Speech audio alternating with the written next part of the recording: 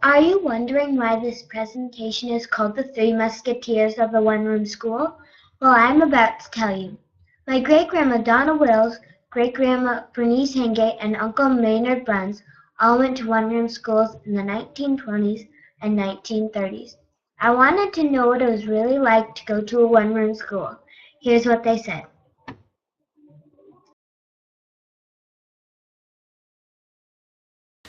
How did we get to school? We went to school, we rode horseback.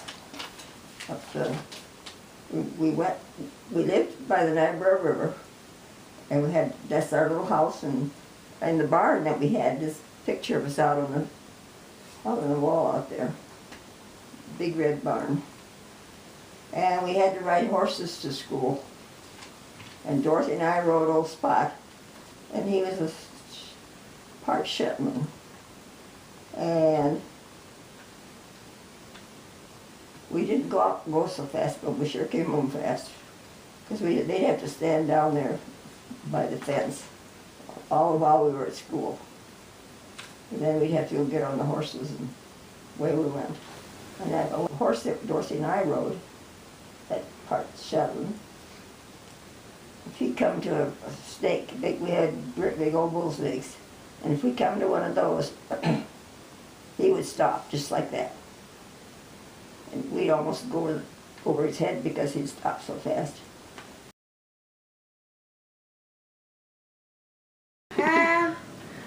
Did you like your teacher? Did I like my teacher? I loved her. She's my cousin. And I have a question for you. Was your teacher nice to you when you went to school? She was very nice to me. Well, one wasn't. One I didn't like very well, but she was only there part of a year, and then another one did. And that teacher was good enough. She went out and played. We didn't have enough boys and girls in our school to play ball. So she came out and played ball with us. Clara Belfast was really a great person. She was kind of chubby and round, and she just laughed. And I think when they got to school, they had to start the old stove. See, it was just open one room, all that we were in, and she had to start the stove. And she must have brought a pail of water, because we had a pail of water with a dipper that we all drank out of.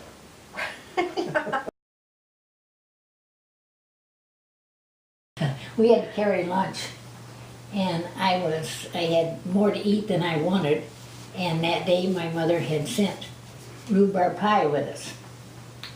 Now carrying rhubarb pie in a little container didn't work too good.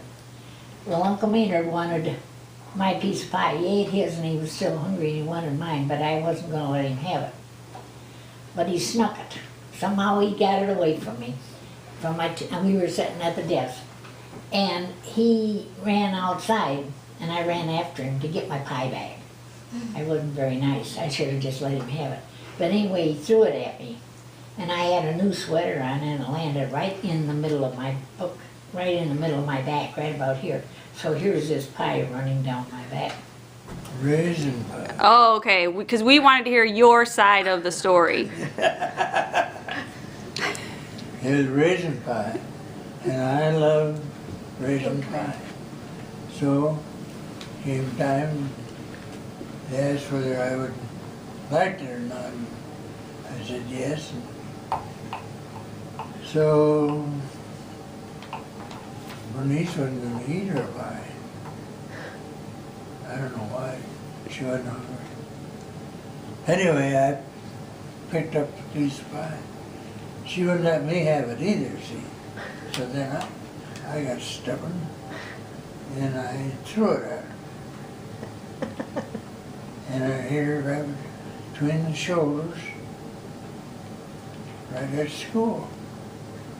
Well, that didn't go down too good. So the teacher didn't like it, what we were doing, so we had to, when we had come in from recess, she had Uncle Maynard and I get up in the front of we had to go to the front of the school, and we had to kiss each other.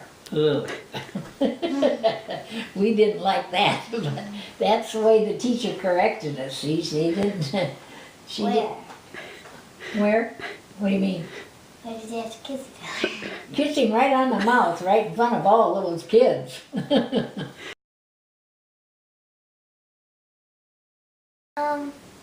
Did you have to do chores before and after school? We usually always had to wash the dishes because Mom was so busy. She didn't have time to wash the dishes. So we had to carry in wood, carry in water.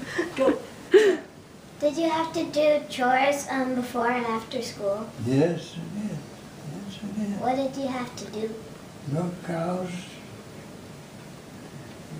curry the harness, Okay, come here. brush the horses off at night. And you brush them down. So then after school was done, we all had our jobs. The first and second graders had to clean the erasers, blackboard erasers. They'd go outside, pound them on it. There was a stone out there, they'd pound them on. And Uncle Maynard had to sweep. I had to dust, and I didn't like to dust, but I did. And so by the time everybody left school at night, the school was ready for the next day, all night. I learned a lot from talking to my great-grandmas and Uncle Maynard. Things have changed since they went to school. I wonder what things will be like when my great-grandchildren are in school.